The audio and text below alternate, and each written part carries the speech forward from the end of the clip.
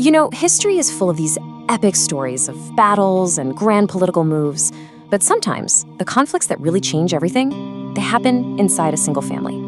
And that's what we're getting into today, a story that's not just about an empire, but about the incredibly personal, high-stakes clash between a legendary father and his rebel son. So let's ask this question right at the start. What happens when a father's duty to his kingdom clashes head-on with his son's raw pride and ambition? We're looking at that exact moment where the tension between Emperor Shivaji Maharaj and his heir, Sambhaji Maharaj, could have ripped the entire Maratha Empire apart from the inside. This is where family drama becomes political destiny. Okay, to really get this, you have to understand the two men at the center of it all. Because even though they were father and son, their ideas for the empire and how to protect it, well, they were from two completely different worlds. So on one hand, you've got Shivaji Maharaj. He's this seasoned emperor. He's built this thing from the ground up, and now his main goal is stability. He's pragmatic, he's strategic, he's even willing to sign treaties with enemies like the Mughals if it keeps the peace.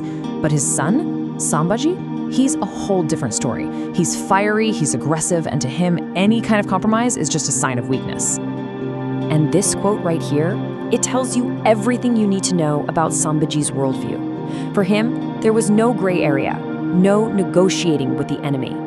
And this wasn't just a simple disagreement with his dad. This was a fundamental crack in their entire relationship, and it was getting wider by the day.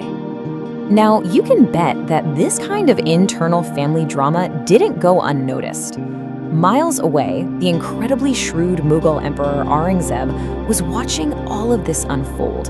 And he didn't see a family problem, he saw a golden political opportunity. See, Aurangzeb was a master of strategy. He knew that fighting the Marathas on the battlefield was expensive and, honestly, a total toss-up. So why do that? The easier and much more effective way to win was to get them to fight each other, to poison the well right inside the royal family. And his plan was brilliant in a really devious way. It was basically a campaign of psychological warfare. His agents started spreading rumors, sending secret messages, all of it designed to make Sambhaji feel like his own father didn't trust him, that he was being pushed aside. It just poured gasoline on an already burning fire. So you have this perfect storm brewing. You've got disagreements at home, and now you have an enemy actively manipulating the situation from the outside. The pressure was just building and building until it reached a breaking point. And that forced Shivaji Maharaj to make a really, really difficult decision. Look, it was never just one thing. There were all these misunderstandings piling up. You had advisors in the court whispering in the king's ear, probably for their own gain. And then there was Sambhaji's own passionate, headstrong personality. For Shivaji, the stability of the entire empire was at risk, and he felt like he had to do something drastic to get things under control. And so the order came down. The heir to the Maratha throne, his own son, Sambhaji Maharaj, was to be put under house arrest in the massive Panhala fort. It was an extreme move for sure, but Shivaji probably hoped it would just cool everyone down and bring his son back into line. Yeah, but here's the thing. When you try to cage a lion, you don't tame it. You just make it angrier. And as history was about to show, this decision had the exact opposite effect. It didn't break Sambhaji's spirit, it forged it into something much, much sharper. So, being locked up didn't lead to surrender. Oh no, it led to a plan. Stuck inside the walls of Panhala, Sambhaji wasn't feeling defeated. He was waiting. He was biding his time, waiting for the perfect moment to act, and to take his destiny into his own hands in the most dramatic way you can imagine. Then one night, in total darkness, he was just gone.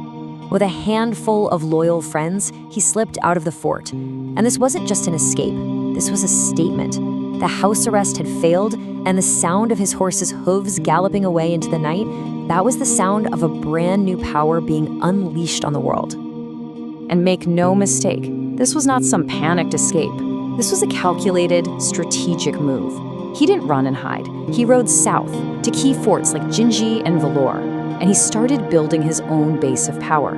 Local chieftains, seeing his fire and determination, actually welcomed him. He was proving he didn't need his father's title to be a leader. This one act sent a massive shockwave across the entire empire. It was a message to his father, to his enemies, to everyone. It was a declaration that he was still committed to the Maratha cause, but he was going to fight for it on his own terms. He would not and could not be contained. So what does this all really mean? Well, this act of defiance, this rebellion, it wasn't just a son getting angry at his father. It became the single most important event in Sambhaji Maharaj's life. It was the fire that completely reforged him. You can imagine the news spreading like wildfire. Suddenly, he wasn't just Shivaji's son anymore, waiting his turn. He was a force in his own right.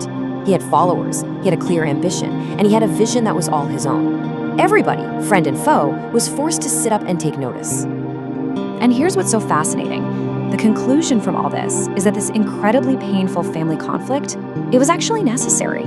It was the very thing that forged the tough, unyielding leader Sambhaji was meant to become. It's like the immense pressure of that conflict created a diamond. Which leaves us with one big, powerful question to think about. Was this rebellion a necessary trial by fire that created the hardened leader the Marathas needed for the brutal wars that were coming? Or was it a deep internal wound that ultimately left the empire vulnerable? The fallout from this one family conflict would echo through history for decades.